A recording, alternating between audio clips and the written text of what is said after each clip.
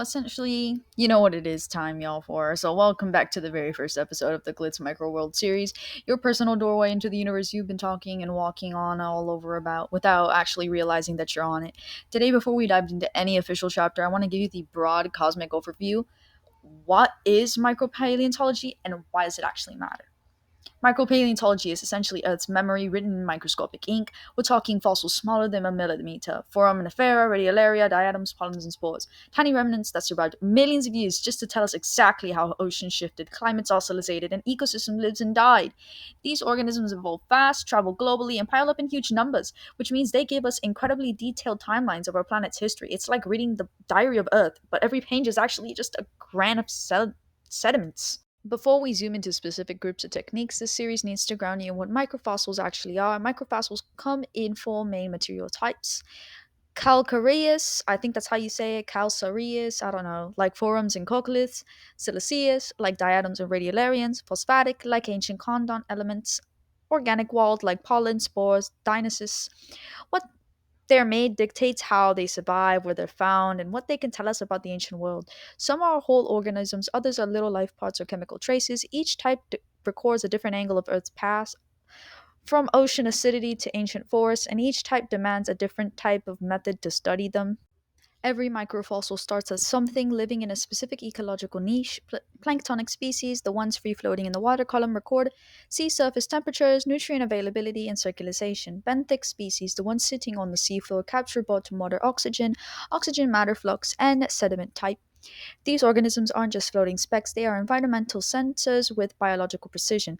And because these creatures evolved rapidly through time, they give us chronological map of Earth's oceans from the surface all the way down to the abyss. One of the things people underestimate about microfossils is how ecologically rich they are. Freshwater lakes give us diatoms that reveal pH changes and past nutrient levels.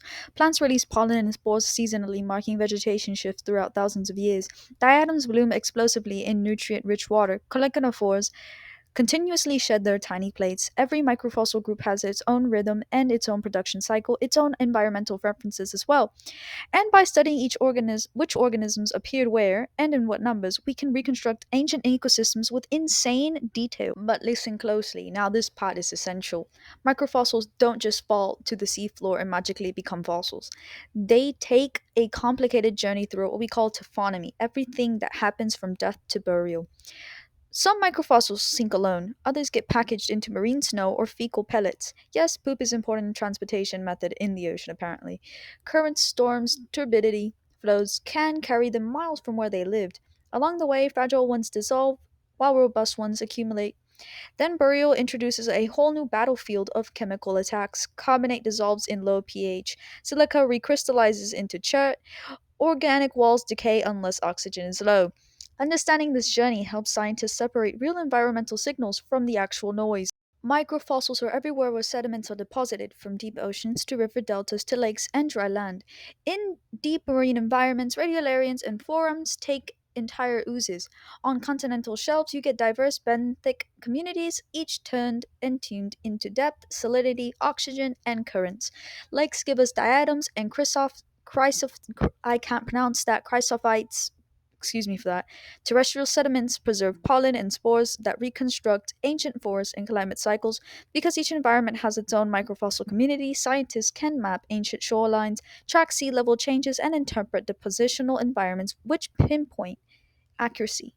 This is where micropaleontology becomes world changing. Microfossils are the backbone of biostratigraphy, the system that allows geologists to divide rock layers into time zones and correlate those layers across the entire planet.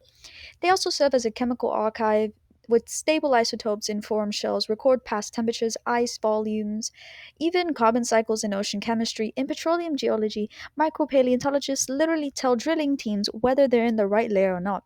In other fields, archaeology, forensics, environmental science, microfossils become clues. Sometimes the smallest fossils actually solve the largest mysteries.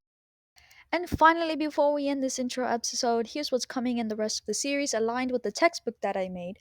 We'll go into the field and lab methods, taxonomy of every microfossil group, biostratigraphy, and zonation systems, paleoecology, paleoclimate, and major industrial and research applications. This series is built to take you from zero to professional level understanding, from the sediment on your shoe to the global climate archives hidden in the ocean cores. This is the foundation. The real deep dive starts in the next episode.